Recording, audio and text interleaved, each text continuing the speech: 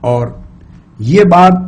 اصل کے لکھوانا کیا چاہتے تھے میں نے وہ سمجھا تو دیا، مگر اگر اس کو ٹٹولا جائے، اگر وصیت پر اصرار ہو، وصیت پر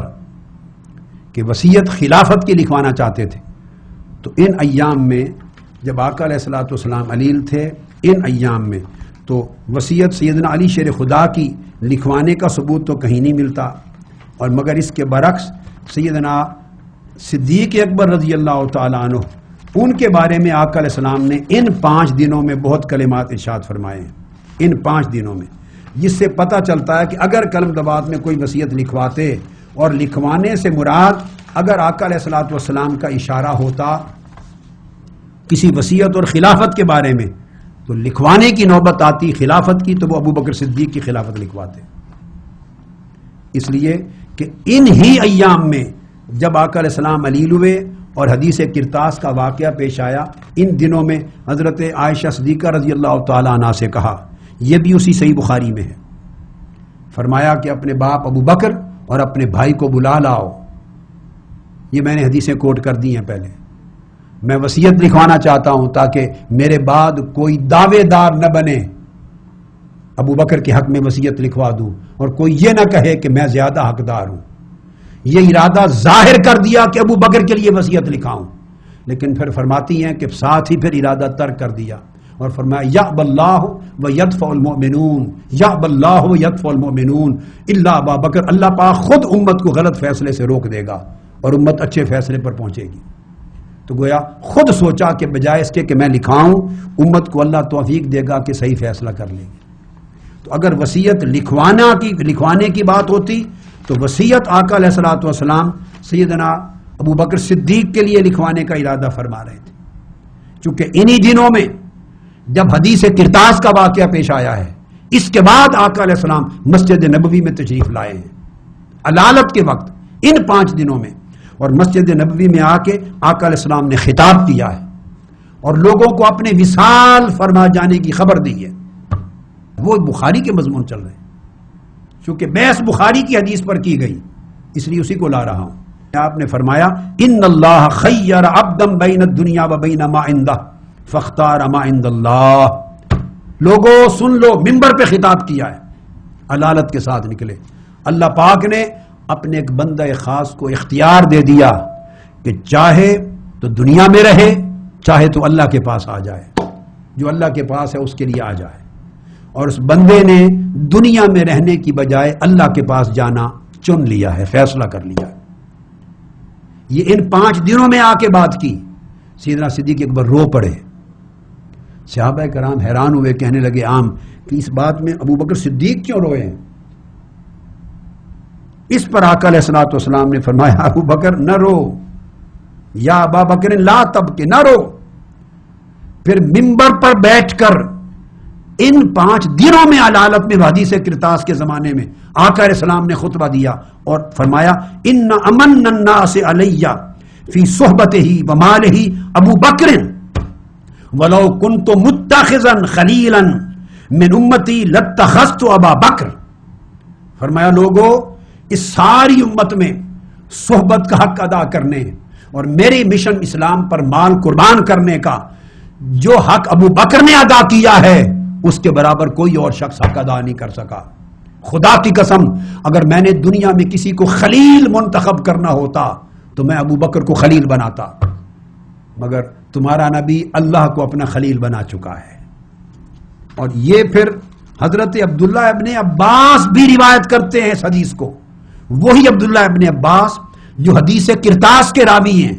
جنہوں نے سارا واقعہ حدیث کرتاس کا بیان کیا، وہی ابن عباس رضی اللہ تعالیٰ عنہ اس حدیث صدیق اکبر کے راوی ہیں۔ اکرمہ عن ابن عباس رضی اللہ تعالیٰ عنہ فرماتے ہیں خرج رسول اللہ صلی اللہ علیہ وسلم فی مرضہ الذی مات فیہ، جس مرض میں حضور کا وصال ہوا ہے اس مرض الوصال کے اندر تشریف لائے باہر، فقعد علی المنبر، منبر پر بیٹھے اور بیٹھ کر آپ نے خطبہ دیا، قال انہ لیس من الناس احد امن علی فی نفسہ ومالہ من ابی بکر لو کنت متخذا من الناس خلیلا لاتخذت ابا بکر خلیلا، ابو بکر سے بڑھ کر مال کی قربانی اور جان کی قربانی اور صحبت کی قربانی میں ابو بکر سے بڑھ کر دنیا میں کوئی نہیں. اگر میں نے کسی کو خلیل بنانا ہوتا تو ابو بکر ابن ابی قحافہ کو خلیل بناتا. ابن عباس کہتے ہیں اب حدیث کرتاس کے راوی نے راز کھول دیا. خود راوی ابن عباس کے سوا کوئی راوی نہیں ہے, یاد رکھ لیں. حدیث کرتاس کا جہاں آئی عبداللہ ابن عباس سے آئی ہے. تو جو ابن عباس حدیث کرتاس کا قصہ پورا بتا رہے ہیں, جس کا ہنگامہ کھڑا کر رکھا ہے, وہی عبداللہ ابن عباس یہ بات بتا رہے ہیں کہ مرض وصال میں وہ گھر کے اندر کی بات تھی جو لکھا نہیں جا سکا. یہ باہر تشریف لے آئے اور مسجد نبوی میں آقا اسی مرض وصال کے ایام میں سٹیج پر منبر پر بیٹھ کے فرمانے لگے کہ ابو بکر سے بڑھ کر مجھ پر کسی کا ہاتھ نہیں ہے بھلائی اور میری خدمت کا. لوگوں کو سنانے کے لیے ایک اشارہ دے دیا, اگر میں نے کسی کو خلیل بنانا ہوتا تو میں ابو بکر کو بناتا. یہ وہ بات تھی جو سیدنا صدیق اکبر رضی اللہ تعالیٰ عنہ کے شان میں تاجدار کائنات نے صریحاً بیان فرما دی. گویا اشارہ اس امر کا تھا کہ اگر اس سے مراد واقعہ ہے خلافت کے لکھانے کا, تو خلافت کے لکھانے کا جو واقعہ وہ آقا علیہ السلام کا جو فرمان دوسرے مقامات پر انہی ایام میں ملتا ہے, یا وہ صدیق اکبر کے حق میں وصیت لکھوانے کا ارادہ کر کے صحیح بخاری میں بدل دیا اور کہا اللہ فیصلہ کروا دے گا, یا منبر پہ بیٹھ کے ابو بکر صدیق کو اپنے خلیل بنانے کی خواہش کا اظہار کر کے آپ نے کر دیا. اور اگر آپ حدیث کرتاس کی بات کو لے لیں, حدیث کرتاس کو, تو اس کے مائک روایت حضرت سیدنا علی المرتضیٰ کرتے ہیں. اب میں وہ نقطہ بتا رہا ہوں کہ ذہن میں لکھوا نہیں سکے, اگر لکھواتے تو کیا ارادہ تھا. مولا علی المرتضیٰ فرماتے ہیں قال اوصى بالصلاة والزکاة وما ملکت ایمانکم. آقا علیہ الصلوۃ والسلام نے جب مجھے فرمایا کہ کرم دوات لاؤ اور میں نہیں گیا لینے, اس خیال سے کہ کہیں وصال نہ ہو جائے, آقا عرض کیا میں نے کہ زبانی بتا دیجئے میں یاد کر لوں گا, تو مجھے حضور نے یہ وصیت فرمائی. ارے مولا علی شیر خدا خود وصیت رسول بتا رہے ہیں, یہ وصیت فرمائی. تو جو وصیت مولا علی شیر خدا نے بتائی ہے کہ یہ کی, اسے چھوڑ کے ہم نئی وصیتیں گھڑتے پھرتے ہیں اپنے پاس سے. وہ فرماتے ہیں جب میں نہیں گیا, عرض کیا آقا زبانی بتا دیں, تو حضور نے مجھے وصیت فرمائی نماز کا اہتمام, زکوٰۃ کا اہتمام, اور باندی غلاموں اور زیر دست غریبوں کے ساتھ بھلائی کا اہتمام. فرمایا یہ وصیت تھی. یہ روایت امام احمد بن حنبل نے کی مسندات علی المرتضیٰ کے تحت. اسی کو امام بخاری نے اور ادب المفرد میں روایت کیا صفحہ 26. اسی کو طبقات ابن سعد میں روایت کیا, اور وہ باب قائم کرتے ہیں تحت ذکر الکتاب الذی اراد رسول اللہ. امام ابن سعد وہ باب اس کتاب کا لکھانے کا جو آقا لکھانے کا ارادہ رکھتے تھے, وہ کیا تھا, وہ یہ تھا. ابن سعد نے اس کو بیان کیا طبقات صفحہ 37 میں, اور البدایہ والنہایہ ابن کثیر نے اسی کو بیان کیا باب تحت ذکر اعتذار ہی وفات ہی صلی اللہ علیہ وآلہ وسلم. اس ضمن میں اب میں گفتگو کو ختم سمیٹنے سے قبل شیعہ کتب سے عرض کر دوں اسی بات میں مزید حیات القلوب کا حوالہ دے رہا ہوں. حیات القلوب, اور یہ بہت بڑی نامور کتاب ہے, جلد دوم دوسری جلد صفحہ 983, ذکر حجت الوداع. اس کے الفاظ ہیں حضرت امیر المؤمنین علی علیہ السلام و فضل پسر عباس عظیم عرض از حضرت جدا نمی شدند و پیوستہ در خدمت عام حضرت بودند. وہ فرماتے ہیں کہ حضرت علی شیر خدا اور حضرت فضل ابن عباس رضی اللہ تعالیٰ عنہ اس آخری علالت میں آقا علیہ السلام سے پورے 5-7 دن جدا ہی نہیں ہوئے, اور آپ سے پیوستہ رہے, جڑے رہے آپ کی خدمت اقدس میں. اب سنتے آئیے, 5 دن جڑے رہے. تو اگر کوئی ایسی وصیت تھی تو علی شیر خدا کو ہی کہہ دیتے, اور ہم تو ان کو سچا مانتے ہیں.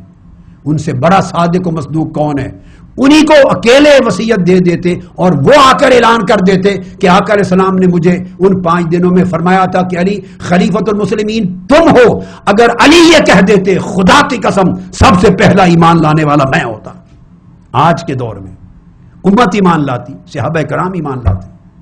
علی کے سچے ہونے میں تو کسی کو شک نہیں تھا, مگر مولا علی شیر خدا نے کبھی پوری زندگی میں یہ بات نہیں کہی وصیت کہ میرے لیے وصیت کی تھی. جب آقا علیہ الصلوۃ والسلام صبح ہوئی, تمام لوگ آپ سے جدا ہو گئے, گھروں کو چلے گئے اور آپ کی بیماری مرض مبارک شدت اختیار کر گئی. ان 5 دن مولا علی شیر خدا آپ سے جدا ہی نہیں ہوئے سوائے ضروری کام کے. یہ سب واقعات شیعہ کتب میں ہیں, حوالہ جات ہیں. تو جب وہ جدا ہی نہیں ہوئے تو تب تو فاروق اعظم ساتھ نہیں تھے, تب تو صحابہ کرام ساتھ نہیں تھے, تب تو بنو ہاشم کے باقی لوگ ساتھ نہیں تھے, کوئی نہیں تھا. مولا علی شیر خدا ان کو وصیت کر دیتے کہ میں یہ لکھوانا چاہتا تھا, وہ نہیں سنے, یہ میری وصیت ہے کہ میرے بعد خلیفۃ المسلمین تم ہوگے,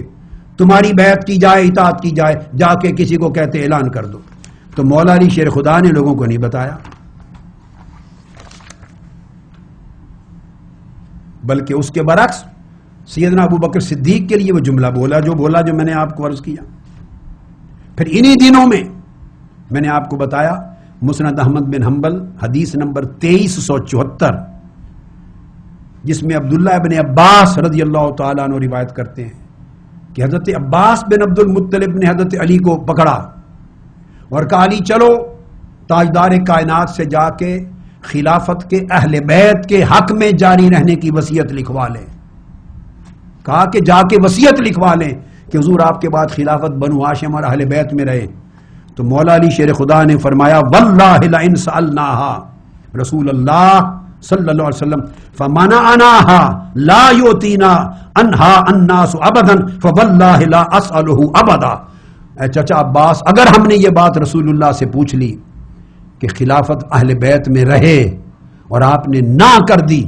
تو خدا کی قسم قیامت کے دن تک اہل بیت میں خلافت کبھی پلٹ کر نہیں آئے گی. اس لیے یہ خلافت کا مسئلہ آقا علیہ السلام سے نہ پوچھنا اسی میں خیر ہے.